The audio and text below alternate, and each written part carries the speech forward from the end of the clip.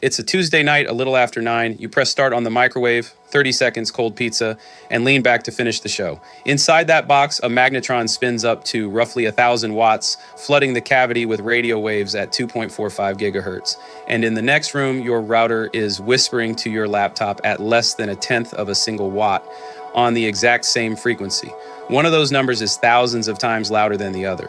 The screen freezes, buffering. You blame the internet, you blame your provider, but the truth is stranger than a bad router. The box reheating your dinner and the box streaming your show are fighting over the same invisible sliver of space. And the reason they're fighting runs back through a melted candy bar, a weapon that helped win the Second World War, and a stretch of the airwaves nobody else wanted. So why exactly does your Wi-Fi die the moment you run the microwave? Welcome to From Smoke to Signal. I'm Mo, and my co-host Smart Cat will take you on a journey where every signal has a story. Let's begin. Hold on, you're telling me my Wi-Fi and my burrito are mortal enemies. So since when? Since about 1945, and it never stopped. This is the story of the 2.4 gigahertz band, a narrow lane of the radio spectrum that quietly runs your entire home, your Wi-Fi, your Bluetooth headphones, your smart speaker, your baby monitor, your garage remote, half the gadgets you own. They all crowd into the same tiny stretch of frequency. And here's the part almost nobody knows. That stretch is a free-for-all on purpose, because it started out as the frequency too dirty for anyone respectable to want. To understand why your internet loses a fistfight to a burrito, we have to start somewhere strange. We have to start in a radar lab in Britain in the darkest year of the war. A radar lab? I was promised a burrito story. This is a bait and switch. I want to see a manager. We'll get to the burrito. The burrito is essential. But first, the sky over England is on fire. Here's the problem nobody talks about. In 1940, radar exists, but it's enormous. Britain's chain home network, steel transmitter mast over 300 feet tall, bolted to the ground, scanning the English Channel on wavelengths longer than a school bus. It could warn that bombers were coming. What it could not do was fit inside an airplane, and that mattered most at night.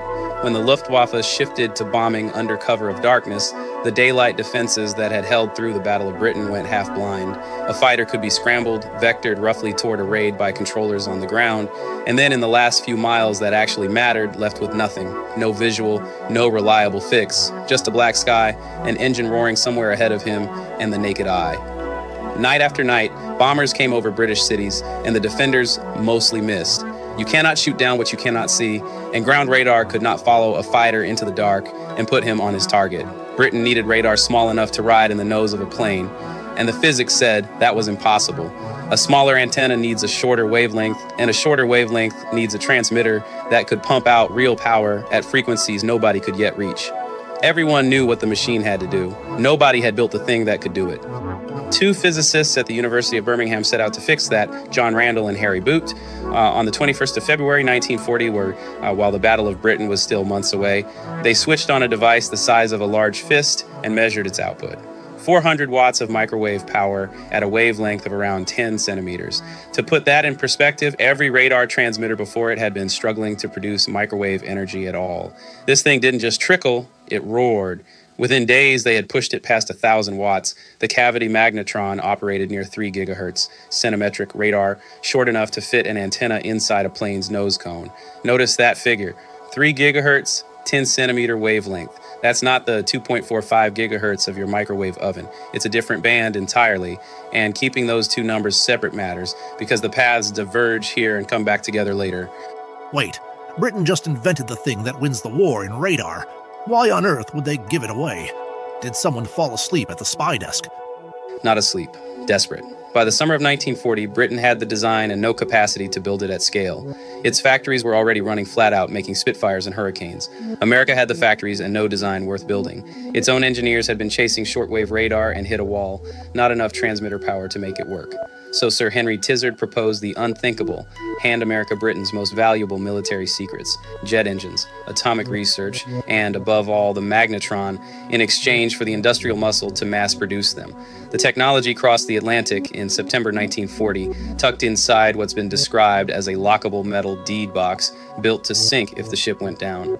The American historian James Finney Baxter III later called it, in a phrase that's stuck ever since, the most valuable cargo ever brought to our shores. The box landed, the rad lab at MIT was stood up by the end of 1940, and American industry went to work. Bell Telephone built the first 30 magnetrons in October of that year. Raytheon won the main production contract, and by the end of the war had manufactured roughly 80% of all magnetrons produced in America. By some accounts, second in military priority only to the Manhattan Project itself. Running that production line was a self-taught engineer who had never finished grammar school. And one day in 1945, standing in front of a live magnetron, he noticed his candy bar had gone warm. The man running Raytheon's magnetron floor is named Percy Spencer, born in Maine in 1894. His father died when he was barely 18 months old. He never made it past grammar school. No high school diploma, no college, no engineering degree. What he had instead was an obsessive habit. He took things apart to understand them. He joined the Navy in his teens and, by most accounts, taught himself the fundamentals of wireless telegraphy while standing watch at night, reading whatever technical manuals he could get his hands on. Self-education, watch by watch, in the dark. By the time the war came, Spencer had climbed from that Navy bunk room to the top of the most important weapons manufacturing line in America. He was the kind of engineer who understood the machines, not just on paper, but in his hands. The kind of man you want on a factory floor when the thing you're building has to work. And across his career, he racked up well over 100 patents. Some accounts put it closer to 300, with no diploma to his name. Okay, but why 245? Well, everybody says that's the magic frequency where water vibrates. I've heard it 100 times. And that outsider instinct, the self-taught tinkerer who trusts what he feels before he reaches for the theory, is exactly why what happens next matters. Spencer is standing in front of a running magnetron in 1945 when he notices warmth where there shouldn't be warmth. As the story is usually told, a candy bar in his pocket had melted into mush. Whatever the exact snack, accounts vary on that detail, the moment itself is well documented. But here's the thing. Spencer was not the first engineer to feel that warmth. Others had noticed it too and moved on. Spencer is the first to ask the question nobody else asked. What if we did this on purpose? He leans in, he puts popcorn kernels near the magnetron and they pop across the bench. He tries an egg, it explodes in a colleague's face. He's proven the concept and he pushes Raytheon to file a patent on the cooking application. They do in 1945. The self-taught man who read his way through the Navy and spent a decade building weapons now holds the patent on the device that will sit on 100 million kitchen counters. So the microwave oven exists because a guy's snack melted in his pocket. That is the most relatable invention in human history. Here's what's happening inside the box. A magnetron pumps out electromagnetic waves at around 2.45 gigahertz. Those waves are alternating electric fields. They push and pull on water molecules in your food billions of times per second, nearly 2.5 billion. Water molecules are polar. One end is slightly negative, the other slightly positive, so the alternating field makes them try to rotate and realign over and over. The molecules jostle, they rub against their neighbors, and that friction turns into heat. Your food warms from the agitation of its own water content. No flame, no heating element, just invisible radio waves shaking your dinner until it's hot. That process has a name, dielectric heating. Let me get this straight. They took the frequency already full of oven noise and said, sure, build your internet in there. They put my Wi-Fi in the trash band. You've heard the reason 1,000 times, and the cat just said it. 2.45 gigahertz is the magic number where water resonates. Sit with that for a second because it feels exactly right. A special frequency, tuned to water like an opera singer shattering a glass. It's clean, it's memorable, and it is wrong. Here's the tell. If you actually tuned an oven to where water most strongly absorbs energy, dinner would come out worse, not better. Because true water absorption doesn't peak down here. It peaks far higher, somewhere up in the tens of gigahertz. And at that peak, the outermost layer of your food would soak up essentially all the energy in the first millimeter or two, a lava hot skin while the interior stayed frozen, scorched crust, cold core, a lot of smoke. So why does the myth survive? Because resonance is a word that sounds like an explanation. It gives you a tidy story where the real answer is a compromise. The whole point of 2.45 is the opposite of resonance. The waves are absorbed weakly enough to penetrate a few centimeters into the food before they give up their energy, so heat actually reaches the middle. That penetration depth is not an accident, it is the selection criterion.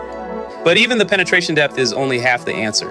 There is a second reason engineers landed on 2.45 gigahertz, and it is the reason that haunts the rest of this episode. As microwave ovens were being designed in the late 1940s, regulators were simultaneously carving out what they called ISM bands, industrial, scientific, and medical, lanes of the spectrum set aside for devices that radiate energy as a byproduct of doing a job, industrial sealers, medical diathermy machines, and soon, ovens. In an ISM band, you did not need a license. You were already permitted to flood the air with power. Picking 2.45 meant the oven could run anywhere in the world without a separate spectrum fight. The physics was good, the regulatory window was already open. That combination, not resonance, is why the number on your microwave is 2.45 gigahertz. So I have been repeating the resonance thing for years, confidently, at dinner parties, to actual engineers. Nobody stopped me. Before we leave the oven, look at the door. There's a window, glass you can see through, but stretched across it is a metal mesh punched through with tiny holes, each one a millimeter or two across. That mesh is doing something that should feel almost magical. It stops the microwave's cold and lets visible light pass right through as if the metal isn't there. How? The answer is one of the most useful ideas in physics. A wave cannot squeeze through a hole much smaller than itself. The microwaves inside your oven are 12 centimeters long from crest to crest, roughly the length of your hand. A 2-millimeter hole is about 60 times smaller than that wavelength. The wave can't thread through, it bounces back into the cavity. What you're looking at is a Faraday cage in a conductive enclosure that blocks electromagnetic radiation at the frequencies where the openings are tiny compared to the wavelength. So the see-through window is also a force field. The whole door is just vibes and geometry. I love it. I understand none of it, but I love it. Vibes and geometry, that's actually close. Visible light has a wavelength measured in hundreds of nanometers. Nanometers, not centimeters. A 2-millimeter hole is thousands of times larger than a wavelength of visible light. So the light slips through the mesh as if it isn't there, and you can watch your food spin. Same mesh, two completely different results, because the two waves have nothing in common in size. The rule is elegant and hard to break. When the hole is much larger than the wavelength, the wave passes through. When the hole is much smaller, the wave reflects. Your microwave door is a precision filter, tuned by geometry alone. Here's where it turns. The shielding is excellent, but it is not perfect. No cages. Energy finds the gaps. The door seal, the hinge line, tiny manufacturing tolerances. Federal regulators know this and set legal limits. Under FDA standards, microwave ovens must not leak more than 5 milliwatts per square centimeter at 5 centimeters from the surface during their service life, and they're held to an even tighter standard when they leave the factory. In practice, modern ovens leak far less than that. But even a small leak is at precisely 2.45 gigahertz, sitting right on the upper Wi-Fi channels 8 and 9, deep inside the band your router depends on. It doesn't take much. The oven is running at 1,000 watts. The router is transmitting at a fraction of 1. So a leak that's legally negligible for human exposure is still loud enough to drown out your internet. That's the setup, and that's the fight we need to explain. In 1947, Raytheon ships the first microwave oven, the Radar Range. By most accounts, it stood close to 6 feet tall, weighed several hundred pounds, and cost around $5,000, a sum that, by most reckonings, could buy you a car and then some. It's a flop for the home kitchen and a hit for restaurants and ship's galleys. But the technology shrinks decade by decade until it's the box on your counter. And as ovens spread, regulators face a question nobody had ever had to answer before. Where, on the crowded radio dial, do you put a machine that sprays microwave energy everywhere it goes? To understand the answer, you need to understand how spectrum works. Most of the radio dial is licensed. You buy the right to use a specific frequency, or the government assigns it to you, and the law protects you from interference. Your local TV station doesn't worry about a taxi dispatcher trampling its signal because the dispatcher is on a completely different legally protected frequency. Broadcasters, phone companies, military, aviation, they all hold exclusive licenses to their slices of spectrum. It's the reason your AM radio sounds clean and your cell call doesn't have another conversation bleeding in. Each user owns a lane and nobody else is allowed in it. But some machines aren't transmitting to communicate.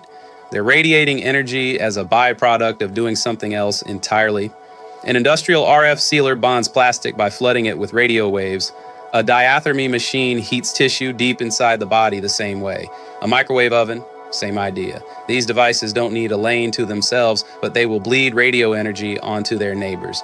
So regulators made a different deal. Carve out a few designated bands, label them industrial, scientific, and medical, ISM, and say, anybody who operates in here must accept whatever interference they find, no legal protection. You use these frequencies at your own risk. It's the electromagnetic equivalent of a zoning sacrifice. The city sets aside a district, tells everyone going in that the rules are different, and lets the machines be loud. So ISM is basically a neighborhood where the city looked around, went, yeah, this is gonna be noisy anyway, and legally, just let the factories move in. Exactly right. And the ISM zones aren't just one place on the dial. They exist at multiple frequencies, around 9 and 15 megahertz in the Americas, at 2.45 gigahertz, at 5.8 gigahertz, and several others. Think of the spectrum like a city grid. Most of it is residential and commercial, zoned, licensed, protected. But dotted across the map are industrial districts, noisier, cheaper, outside the usual rules.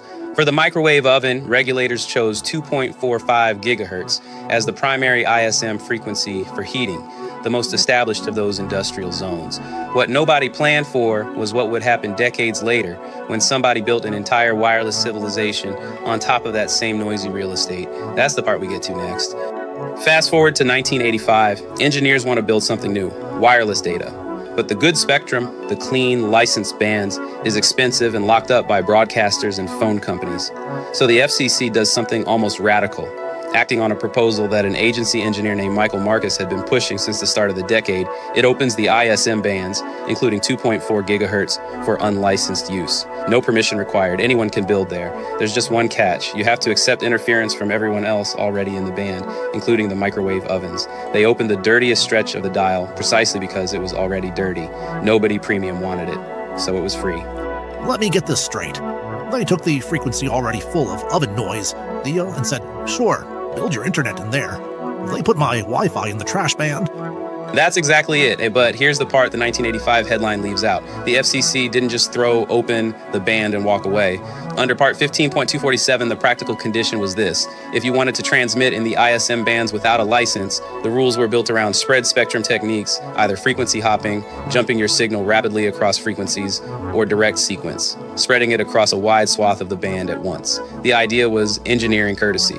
Instead of planting one powerful transmitter on one channel and parking there, you spread the energy out so thousands of devices could share the noisy band without any single one hogging it. In a band already full of oven splatter, the only way in was to be designed from the ground up, not to crowd anyone else out. Now here's the twist inside the twist. Where did spread spectrum come from? In 1942, two people were granted U.S. Patent 2092-3 and 87, titled Secret Communication System. One was a Hollywood actress named Hedy Lamarr. The other was an avant-garde composer named George Antheil. Their idea, radio-guided torpedoes, were being jammed by the enemy, who just broadcast on the torpedo's fixed control frequency and overwhelmed it. Lamarr and Antheil's solution was to make the signal a moving target, synchronize a rapid, unpredictable hop across a range of frequencies using paired perforated rolls, not unlike a player piano roll running in the transmitter and the receiver at the same time. If you don't know which frequency the signal is on right now, you can't jam it. Now, and this matters, they did not single-handedly invent Wi-Fi, and some version of frequency hopping had been explored before their patent. The Navy looked at it, called it impractical, and shelved it. The official objection, as the story goes, was that you couldn't fit a player piano mechanism inside a torpedo. The patent expired in 1959 before it ever generated a dollar. The popular story of Hedy Lamarr as the inventor of Wi-Fi is a romantic overclaim. The engineering lineage runs through many hands across decades. But what is true, and what the history does support, is that the core idea in that 1942 patent, spread the signal, move it unpredictably, share the band, is the same principle the FCC would later require of every unlicensed device competing in the junk band. The actress and the composer didn't build your router, but they thought of the rule that makes it survivable. So a movie star and a guy who wrote music for player pianos accidentally invented the thing that lets me stream my cat videos. I feel like they deserve a little more than a Wikipedia mention. They did eventually get one. In 1997, about 3 years before she died, Hedy Lamarr received the Electronic Frontier Foundation Pioneer Award, shared with Antheil, recognized posthumously. The citation called out the spread spectrum patent specifically, and by then, frequency hopping and direct sequence spread spectrum were already baked into the standards that became Bluetooth and Wi-Fi, all of it still operating under the shadow of that Part 15 of 247 framework the FCC built in 1985. So the sequence runs, a 1942 idea conceived to hide torpedoes from jamming, leading to a 1985 regulatory decision that made spread spectrum the ticket into the unlicensed band, leading to the engineers who used that ticket to build wireless networking. 3 different decades, one through line. But that unlicensed free-for-all handed engineers a brutal problem to solve. If anyone can build in this band with no protection, how do you hold a conversation in a room where everyone is shouting? Wi-Fi's answer, ratified by the IEEE as 802.11b in 1999, building on the earlier 1997 standard, is to shout very, very clearly. It uses wide channels and spreads its signal across them using a technique called direct sequence spread spectrum and later OFDM, orthogonal frequency division multiplexing. The idea, blast your signal across enough of the band at a known pattern that a receiver can reconstruct it even when noise is chewing at the edges. Wi-Fi doesn't dodge the interference. It overpowers it with structure. Bluetooth took the opposite approach, and it started in 1994 inside Ericsson's mobile division in Sweden when engineers began trying to get headsets to talk to phones without a cable. The technique they reached for is called frequency hopping spread spectrum, FHSS. Instead of occupying a fixed channel, a Bluetooth radio jumps. 1,600 times per second, it hops to a new frequency, pseudo-randomly in a sequence only the paired device knows. If interference hits on one hop, the next hop lands somewhere clean. It doesn't overpower the noise. It outmaneuvers it. Two completely opposite survival strategies, born from the same hostile band. Hold on. My earbuds contain a Viking. I've been listening to podcasts with a 10th century Danish king rattling around in my ears this whole time. In a manner of speaking, yes. In the mid-1990s, engineers from Intel, Ericsson, Nokia, and others were hammering out a universal short-range wireless standard, and they needed a code name for the project. Intel engineer Jim Kardach proposed Bluetooth after Harald Gormson, the 10th century Danish king known to history as Harald Bluetooth. As the story goes, Kardach had been reading a historical novel about Vikings, and the name stuck. Harald is said to have earned his own nickname from a discolored tooth, though historians note that in Old Norse the word could mean dark or livid, not just the color blue. What made Harald the metaphor was not his dental record, it was what he did. He united the fractious Danish and Norwegian tribes under a single banner. The engineers were trying to unite fractious wireless protocols under a single standard. The metaphor was perfect, and the Bluetooth logo, the one on every device you own, is a bind rune of his initials, H and B, fused into one symbol, still riding on every chip, earphone, and keyboard 1,000 years after his death. The Bluetooth SIG, the standard's body, was formally founded in 1998, and the two technologies grew up side by side in the same band using opposite methods. Wi-Fi holds its channel and fights. Bluetooth dances across 79 sub-channels and dodges, which means that right now, in your home, a 10th century Viking king's name is hopping 1,600 times a second through the same noisy spectrum your microwave is polluting. And occasionally, even with all that agility, they still step on each other. A Wi-Fi transfer, a Bluetooth stream, and a spinning burrito. 3 tenants in one tiny apartment, all trying not to hear the others. Now back to your kitchen. Your Wi-Fi router is a polite tenant. Consumer routers are designed to transmit at a tiny fraction of a watt, typically somewhere between 20 and 100 milliwatts. Your microwave oven runs at around 1,000 watts. And even sealed behind that mesh screen, it leaks a little energy right at 2.45 gigahertz, sitting squarely on top of Wi-Fi's upper channels. It is not a fair fight, a whisper versus a shout on the same frequency. So for the 90 seconds your burrito spins, your router gets drowned out. So the burrito wins. The burrito always wins. I've made my peace with the burrito. The burrito always wins in the 2.4 gigahertz band. But here's the thing, engineers saw this coming. By the late 1990s and into the early 2000s, 2.4 gigahertz was already choking, not just from microwaves, but from every cordless phone, every baby monitor, every neighbor's router piling into the same narrow strip. The first escape route was 5 gigahertz. More channels, wider lanes, far less congestion. There was just one trade-off. 5 gigahertz doesn't travel as far, and it doesn't punch through walls the way 2.4 does. Higher frequency, shorter range. That's physics, not a design flaw. But for anyone inside the same room as their router, the microwave problem basically disappeared. The oven operates at 2.45 gigahertz. The 5 gigahertz band starts above 5.1. Those two frequencies don't overlap. The microwave was left shouting into a room half the devices had already left. Wait, so we didn't fix the interference. We just moved away from it? That's not engineering. That's moving apartments because the neighbor plays loud music. Exactly right, and it happened again. By the mid-2010s, 5 gigahertz was filling up the same way 2.4 had before it. More devices, smarter homes streaming on every screen. So the industry went hunting for the next floor. In 2020, the FCC opened a massive new stretch of spectrum, 5.925 to 7.125 gigahertz, roughly 1.2 gigahertz of new room for unlicensed use. That opened the door for Wi-Fi 6E, which uses all three bands, 2.4, 5, and now 6. Wi-Fi 7, as of 2024 and into 2026, works that 6 gigahertz territory harder, wider channels, more simultaneous links. The new band is roomier, faster, and at those frequencies, the range gets shorter still. You're not streaming from across the street, but inside the home, it's almost empty right now because almost nobody else is there yet, almost. Step back and you see the pattern clean as a clock. We find an open band, we pile in every device, every gadget, every neighbor until it's wall-to-wall noise. Then we push upward to a higher, roomier band, trading range for breathing room. And in a few years, that band fills too. 2.4 gigahertz in the late 90s, 5 gigahertz through the 2000s, 6 gigahertz opening now. Each floor bought us maybe a decade before the crowd caught up and the walls closed in again. And here's the part that should stop you. The spectrum is physically finite. It ends. You cannot invent new frequencies. The useful band that carries data and still travels through a wall is a fixed strip of reality, and we are running up the inside of it. You can only carve the existing lanes more finely or climb higher and accept that your signal won't reach as far. Demand, though, keeps rising. More devices, more data, and there is no version of that curve that bends down. So the industry will keep climbing floor after floor until it runs out of building. The 6 gigahertz band is quiet today. It will not stay that way. In the kitchen, your devices moved upstairs, leaving the oven shouting into a half-empty room. The interference was never fixed. We just walked away from it. And that's the entire history of wireless on repeat. The same invisible band that warms your dinner runs your digital life. We zoned it for ovens, dismissed it as junk, and then accidentally built the wireless world on top of the leftovers. A weapon that helped win a war became the thing that reheats your coffee. A movie star's idea for hiding torpedoes became the rule that keeps your router alive.